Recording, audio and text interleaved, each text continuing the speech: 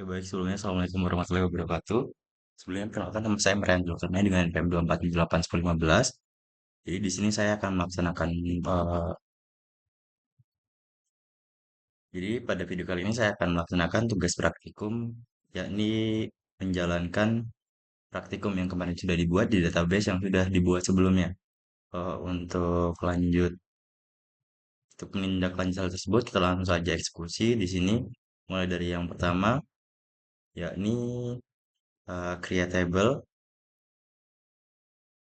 Di sini kita lihat sebenarnya di sini sudah ada tabel pemasok, tapi kita coba dan hasilnya, nah create table MySQL menyatakan tabel pemasok already exist. Jadi di sini tabel pemasok ini sudah ada. Kalau semisal,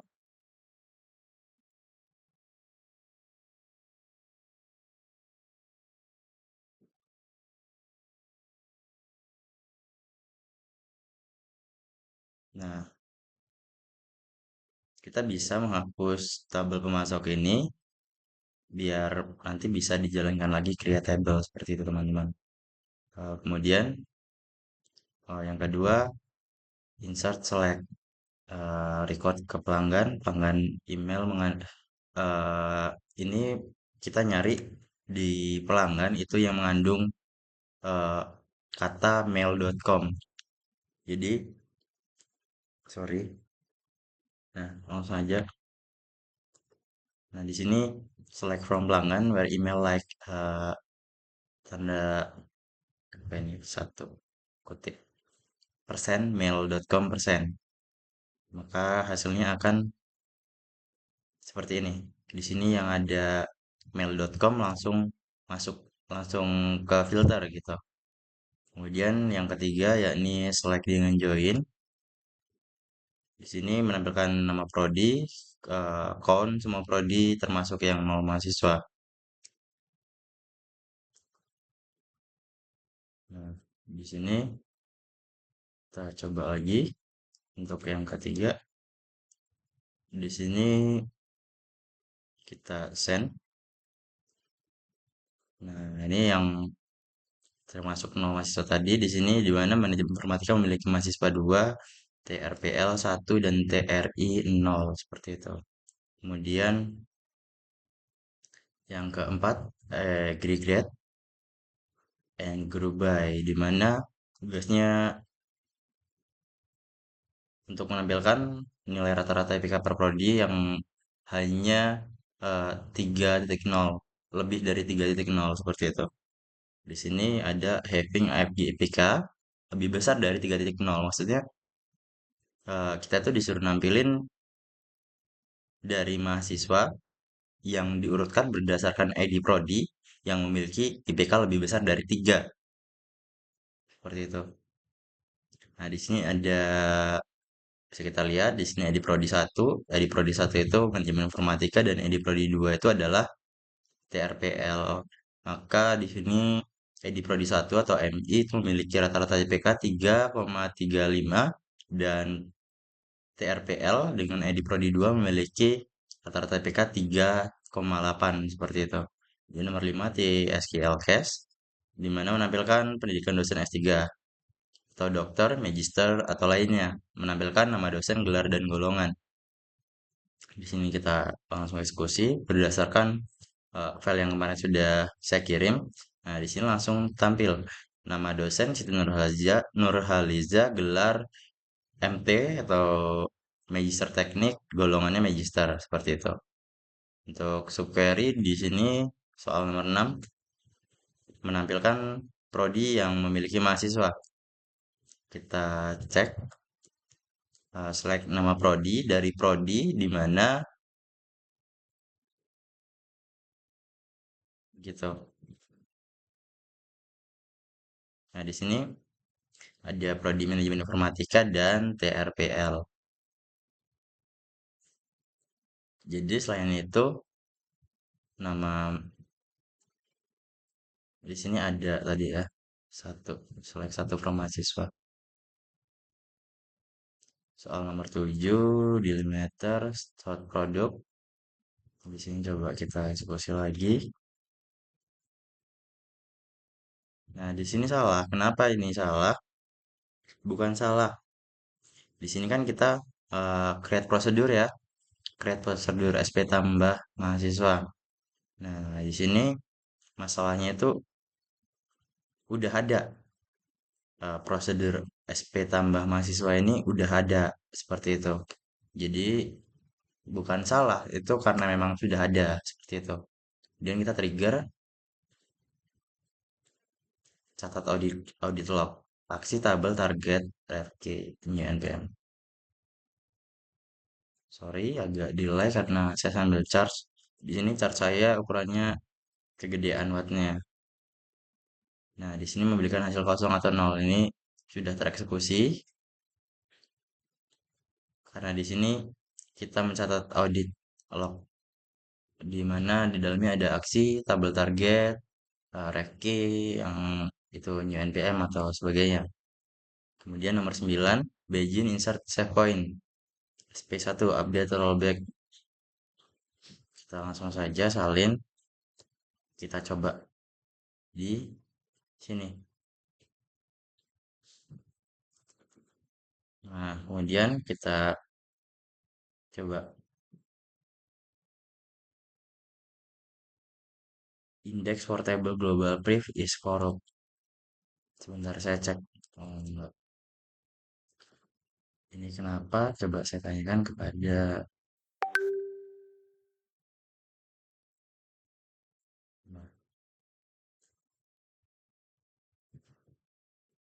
nah, enggak buat podcast salah, sorry. Ini kenapa?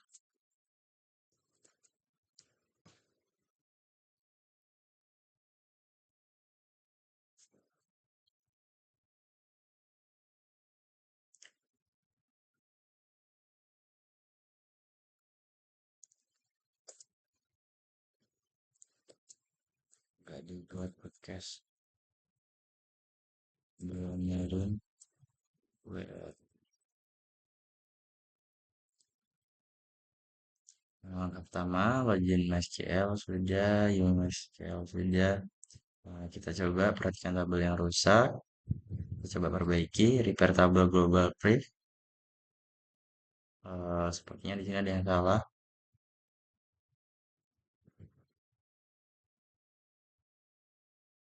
Coba kita masuk ke CMD,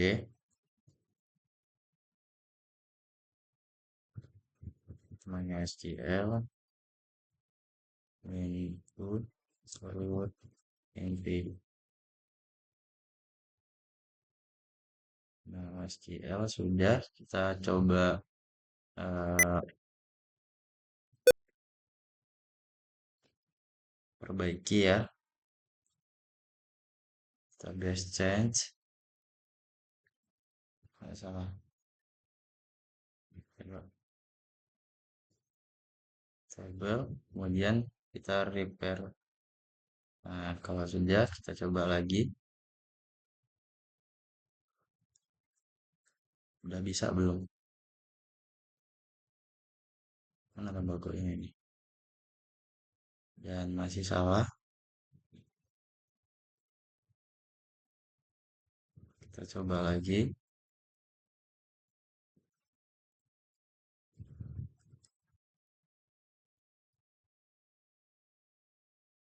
Hasilnya cek tabel global, status oke, message testnya oke.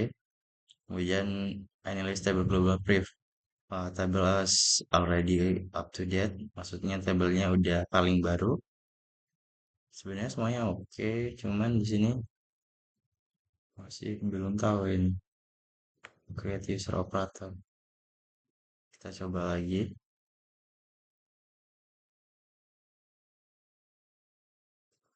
Nah, kita send, kirim. Apakah ini masih gagal? Dan masih gagal. Coba kita tanyakan.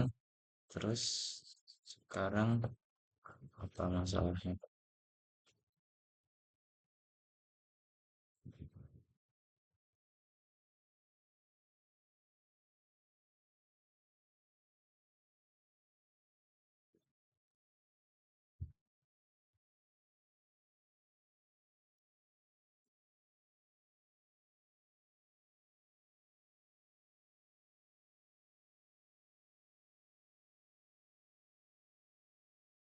Ini kok gagal ya?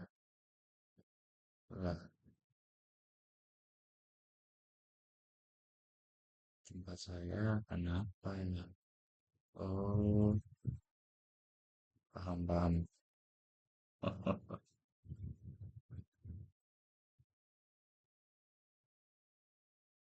Ini kalau ditambahin ekstensi, apakah dia akan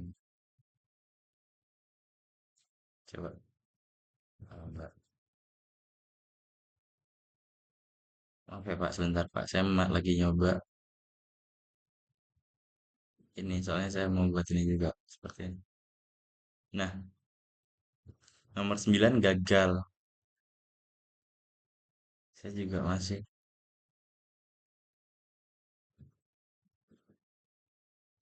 Oh, sebentar.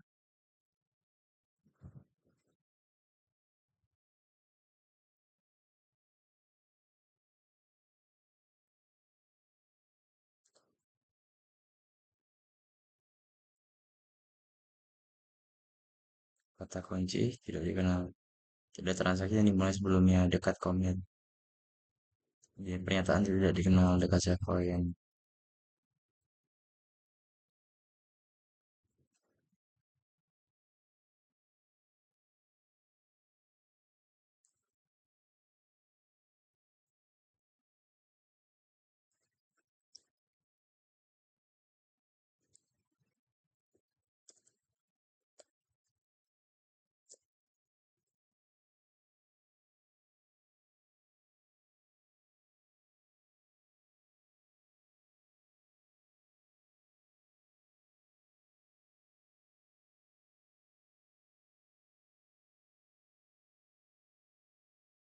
Oh, ini harus ditambahin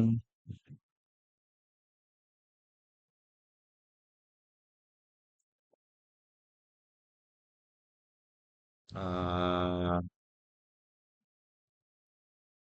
karena nggak lengkap, dia harus tambahin host sama password seperti itu. Ini kan dia pakai localhost. Coba kita sekali lagi coba apakah ini bisa berhasil dan masih salah.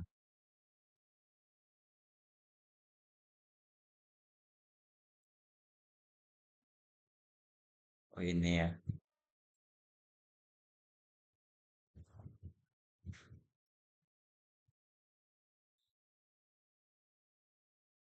nggak bisa juga Mas Yan. Oh kayaknya passwordnya di,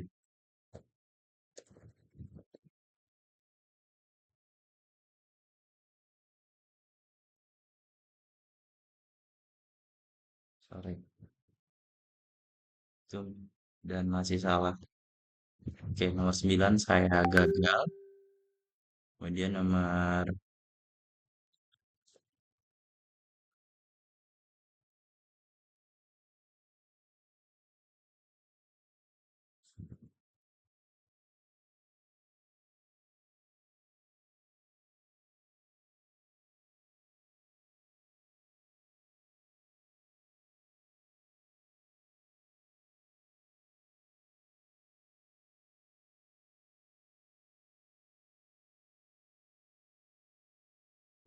saya tidak bisa Pak, nomor 9 saya gagal. Kemudian nomor 10 saya coba.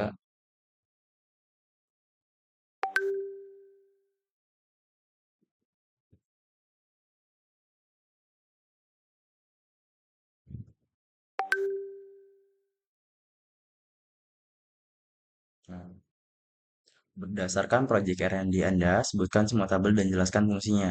Tuliskan kamus data untuk salah satu tabel, nama kolom, tipe konstruk, keterangan, gambar diagram relasi antar tabel. Jadi nomor 10 ini di tabel saya itu ada admin users, ada product, ada order item, ada product audit trail atau log perubahan pada data produk, kemudian ada order audit trail. Di sini bisa kita lihat. Nah, ini yang tadi yang seperti yang sama seperti yang disebutkan. Kemudian Tuliskan kamus data untuk salah satu tabel nama kolom konser keterangan. Kamus datanya untuk ID itu ada INT, kemudian PK atau primary key, ada auto increment itu untuk ID produk, name itu menggunakan varchar 255 atau jumlahnya 2555 not null itu untuk nama produk. Kemudian ada price, tipe datanya INT, itu untuk harga jual. Kemudian untuk stok, nama kolomnya price, tipenya INT, constraint null, keterangannya harga jual. Kemudian stok, nama kolomnya, tipenya INT, constraint-nya null, keterangan jumlah stok tersedia. Kemudian ada kategori, tipenya varchar, jumlahnya 100, keterangan kategori produk. Diagram relasi antar tabel, order ID,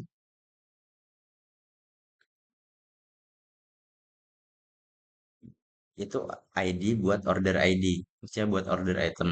Kemudian produk, ini one to many, eh, itu buat produk ID, itu untuk order item, seperti itu. Kemudian nomor 11,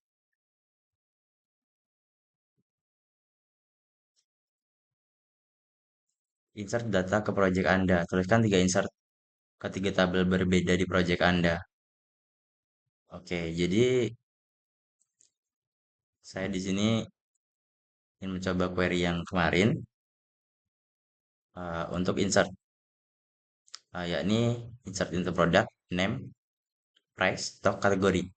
Isinya jamur kancing, harganya 2.500, jumlahnya 50, kategorinya jamur segar. Uh, ini saya ganti deh, jamur aja misalkan. Saya kirim dan ada. Di sini satu baris ditambahkan, dia berhasil. Kemudian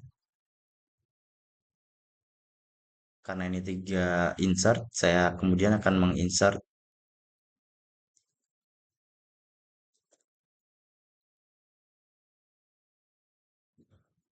resep,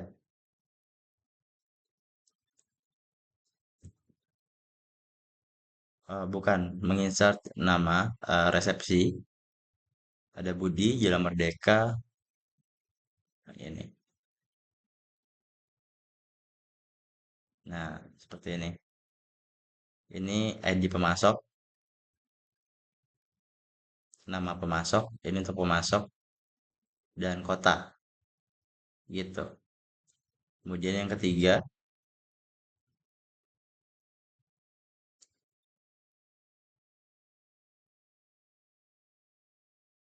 saya akan melakukan insert berupa order item, di mana menggunakan order ID, produk ID, dan quantity, unit price, dan line subtotal. Kita akan langsung eksekusi, dan di sini merah karena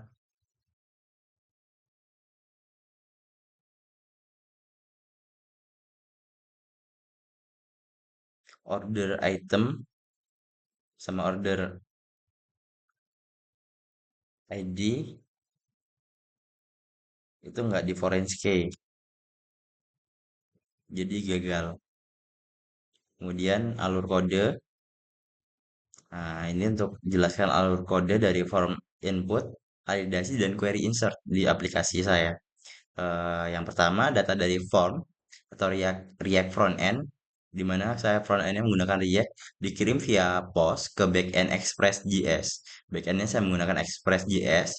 Middleware validasinya mengecek input, kemudian kalau valid, controller eksekusi atau pull query insert menggunakan prepare statement untuk mencegah SQL injection, gitu. Jadi kenapa pakai prepare statement itu untuk mencegah atau ya mencegah SQL injection, hasilnya baru dibalikin ke front end seperti itu. Bagaimana aplikasi menangani jika insert gagal atau error handlingnya itu gimana?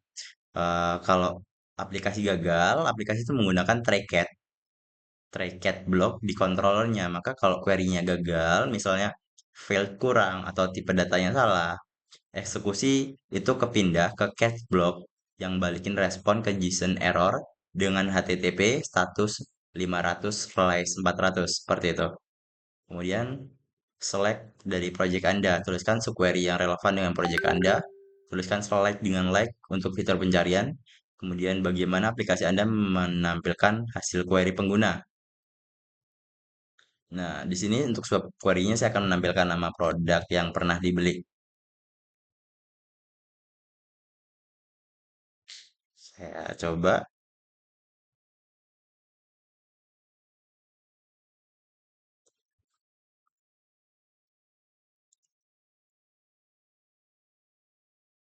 saya send. Nah, di sini berhasil tapi SQL memberikan hasil kosong. Kenapa? Karena belum ada yang pernah beli. Seperti itu. Kemudian tuliskan select dengan like untuk fitur pencarian. Oke, paham. Kemudian saya akan coba select ID.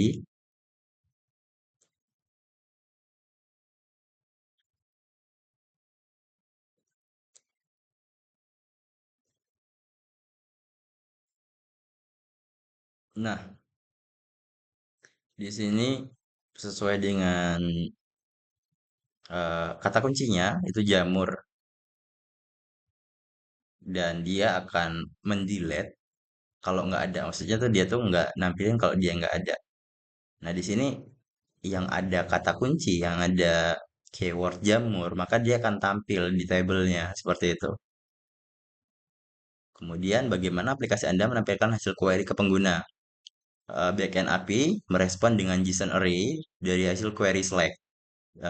Di front end React yang menggunakan React, array JSON ini disimpan ke dalam state, useState, kemudian di looping dengan fungsi .map untuk ngerender daftar produk dalam bentuk card atau table di layar browser pengguna seperti itu. Kemudian untuk soal 13, update dan delete di project. Tuliskan transaksi update yang melibatkan dua tabel sekaligus dengan begin atau commit. Tuliskan delete dengan join untuk menghapus data terkait. Kemudian yang ketiga, jelaskan bagaimana aplikasi Anda menangani kesalahan saat update atau delete. Eh, saya coba transaksi update.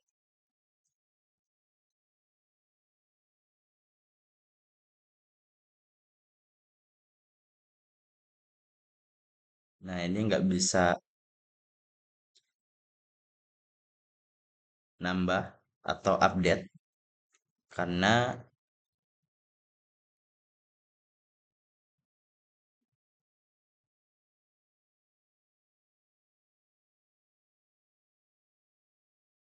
ya tidak bisa di translate.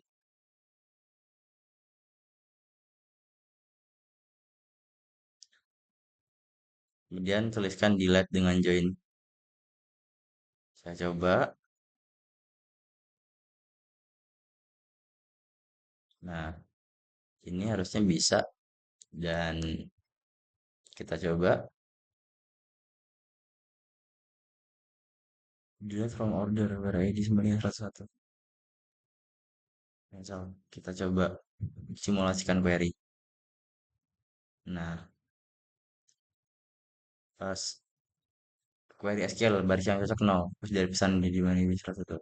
Karena tidak ada pesanan di mana ID-nya itu adalah 101. Seperti itu. Jelaskan bagaimana aplikasi Anda menangani kesalahan saat update atau delete. Setiap operasi, update atau delete, itu dibungkus dalam tray catch menggunakan begin dan commit. Jika terjadi kesalahan di tengah eksekusi, instruksi rollback dipanggil untuk membatalkan perubahan parsial. Lalu aplikasi ngirim pesan error ke UI agar state front end dan back end tetap konsisten seperti itu. Kemudian project arsitektur dan development. Sebutkan test stack lengkap, bahasa pemrograman, framework, database, tools. Jelaskan struktur folder project Anda, jelaskan alur data dari browser pengguna, backend, database kembali pengguna. Nah, tech stack-nya di sini saya menggunakan untuk front end saya menggunakan React JS dengan Vite, ditambah dengan Tailwind CSS karena itu yang sesuai dengan React. Kemudian untuk backend-nya sendiri saya menggunakan Node.js dan Express.js, dan untuk database-nya saya menggunakan MySQL. Untuk autentikasinya saya menggunakan Bcrypt.js dan JWT atau JSON Web Token. Kemudian untuk struktur foldernya, yakni ada Kaisang Cendawan API, ini untuk backend berisi folder controller, router, database, dan server. Kemudian Kaisang Cendawan Web itu untuk frontend berisi folder src, pages, page, src, komponen, dan app Java. Alur datanya, frontend ngirim request, get atau post via Axios ke backend. Kemudian router di backend ngarahin ke controller yang benar. Kemudian controllernya jalanin query SQL melalui DB connection pool. Kemudian MySQL memberikan data ke controller, lalu controller mengirimkan respons ke JSON ke frontend. Kemudian frontend yang merender ulang UI menggunakan React State dengan data baru seperti itu. Mungkin itu saja yang dapat saya jelaskan dan saya sampaikan, di mana pada percobaan kali ini ada beberapa kesalahan yang tidak dapat saya tangani. Untuk kesalahan saya minta maaf, dan kepada Allah saya mohon ampun. Saya ucapkan terima kasih sebanyak-banyaknya untuk dosen saya. Semoga kedepannya saya bisa jadi lebih baik lagi. Mungkin cukup sekian. Bila ada salah kata, saya minta maaf kepada Allah. Saya mohon ampun. Saya akhiri wassalamualaikum warahmatullahi wabarakatuh.